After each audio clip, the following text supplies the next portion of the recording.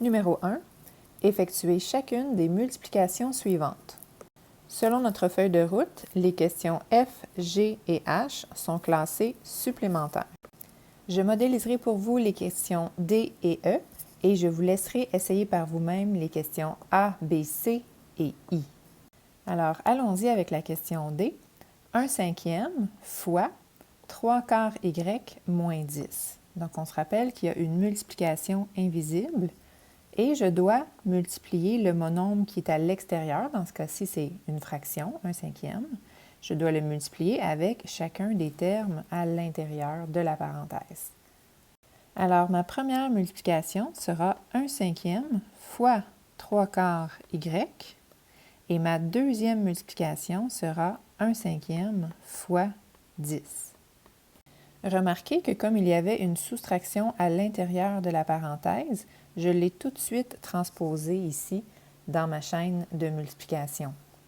Alors, pour effectuer cette multiplication de fractions, je peux utiliser la touche fraction de la calculatrice ou je peux la faire manuellement. Donc, manuellement, je multiplie les numérateurs ensemble et les dénominateurs ensemble. 1 fois 3, ça donne 3 et 5 fois 4, ça donne 20. Donc, j'aurai 3/20 Y moins 1/5 fois 10. Si je le fais manuellement, je peux me rajouter un 1 invisible ici. J'aurai 1 fois 10 qui donne 10 et 5 fois 1 qui donne 5. Par la suite, 10 divisé par 5, ça donne 2.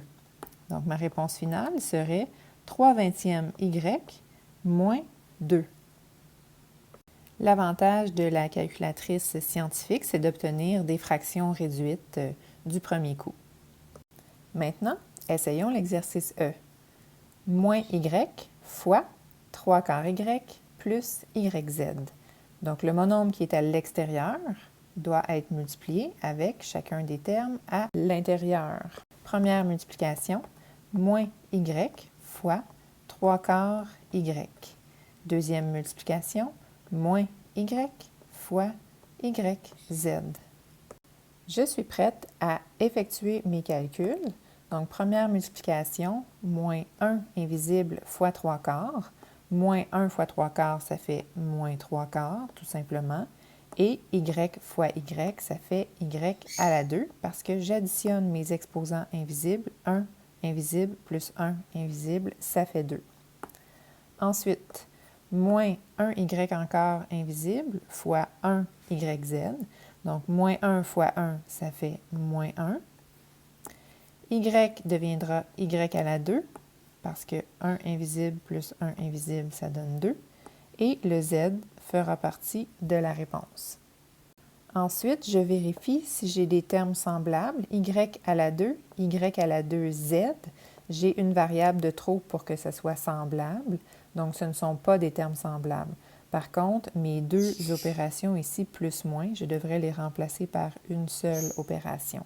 Donc, la réponse finale sera moins 3/4 Y2 moins Y2Z. C'est maintenant à votre tour de compléter les exercices du numéro 1.